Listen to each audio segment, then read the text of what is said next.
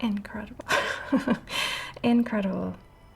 These are probably some of the highest clarity, most brilliant diamonds I've ever seen.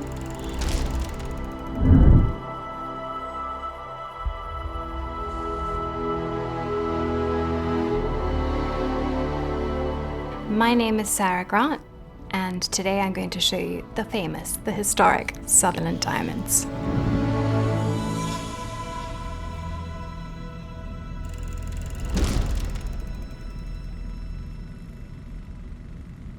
These are 20 old, brilliant cut diamonds, and they date from the 17th and 18th century, coming most likely from the Golconda mines in India. They are all white diamonds, apart from one which has a pinkish hue. You can immediately see this rosy pink flush that comes through when you put it on white.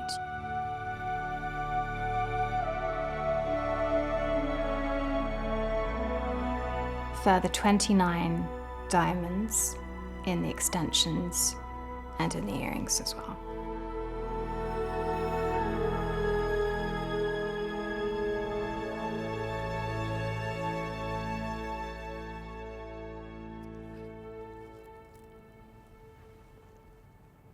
It's heavy.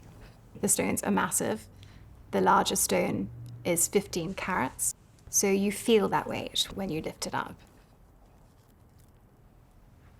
The second that the stones are moving and in play, they come to life, and you start to get this kind of extraordinary radiating sparkle. It's just like this kind of river of brilliance on the skin.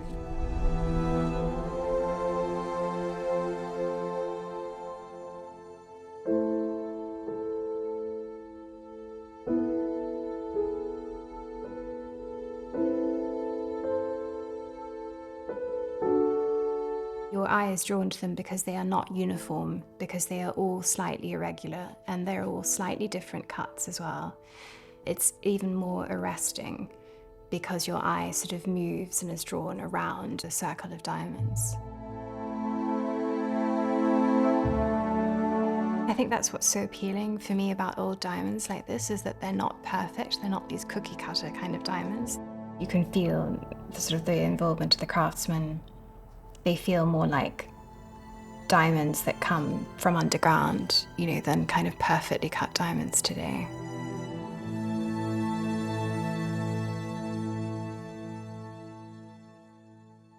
These are arguably some of the most famous diamonds in history because of their beauty, but also because of their link to a very famous scandal that fatally undermined Marie Antoinette.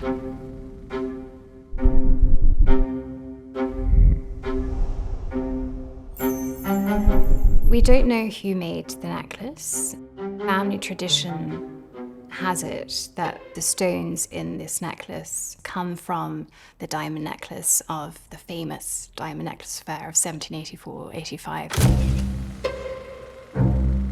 This was the largest, the most expensive diamond necklace ever made in Europe at the time.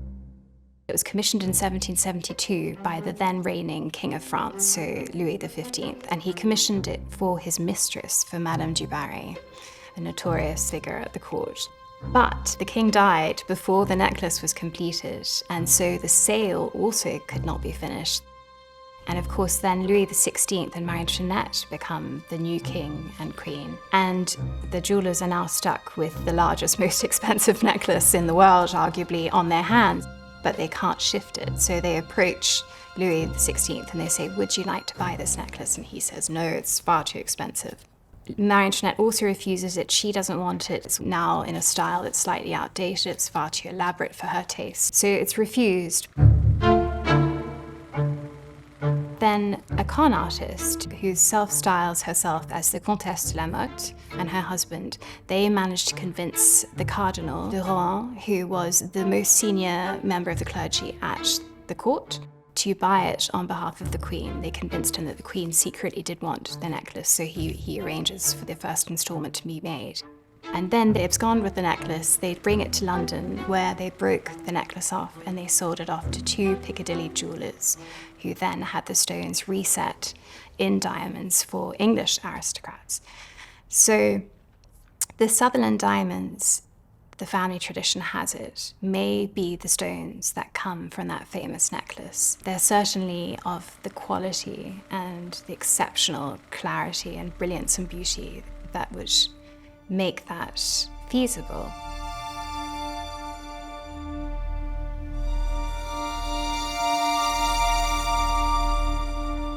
The Comtesse de la Motte, she is sentenced to life imprisonment for her involvement in this scandal, but she manages to escape. I mean, the story of the scandal is kind of better than any detective novel. She manages to escape and then publishes a pamphlet in which she absolutely tears Marie Antoinette apart. Marie Antoinette is not seen as making economies. Marie Antoinette did spend lavishly, as her predecessor also had, but she gains this reputation as this spendthrift, as this lover of luxury and diamonds.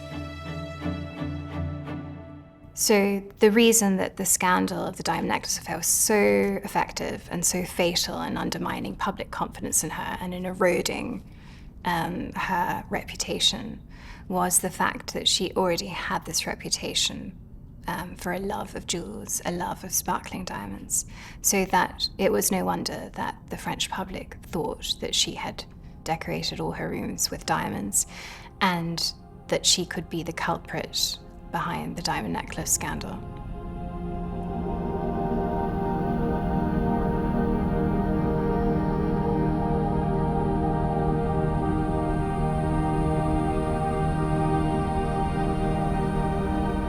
This perception of Marie Antoinette as someone who is obsessed with diamonds is brought home when the revolutionaries enter Versailles.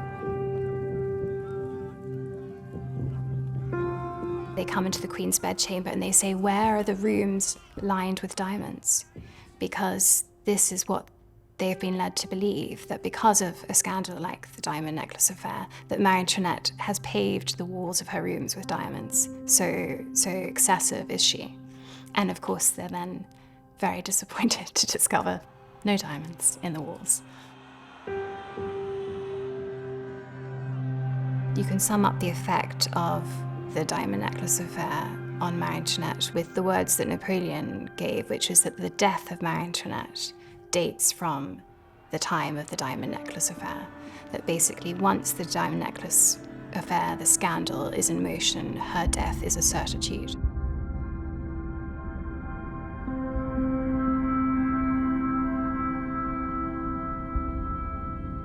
In a way, there is this eerie foreshadowing that the diamond choker of the diamond necklace affair seems to lead directly to Marie Antoinette's death, and then that her manner of execution is guillotining.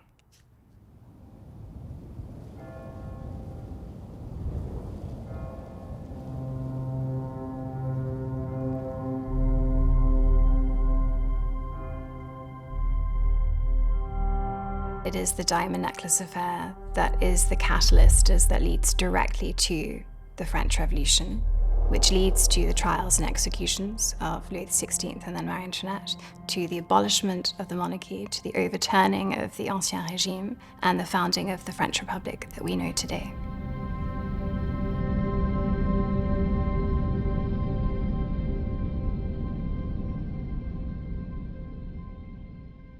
The irony is that diamonds weren't actually her favorite jewel, pearls were her favorite jewel.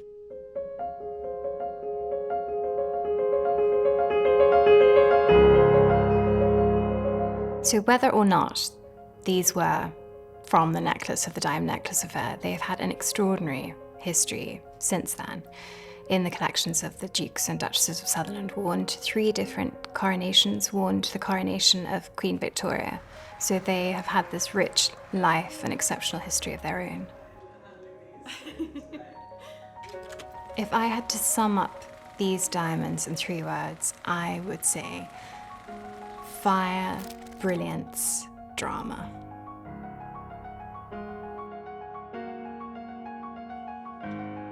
I mean, I feel sad because I'm never going to get to do this ever again, am I? With this necklace.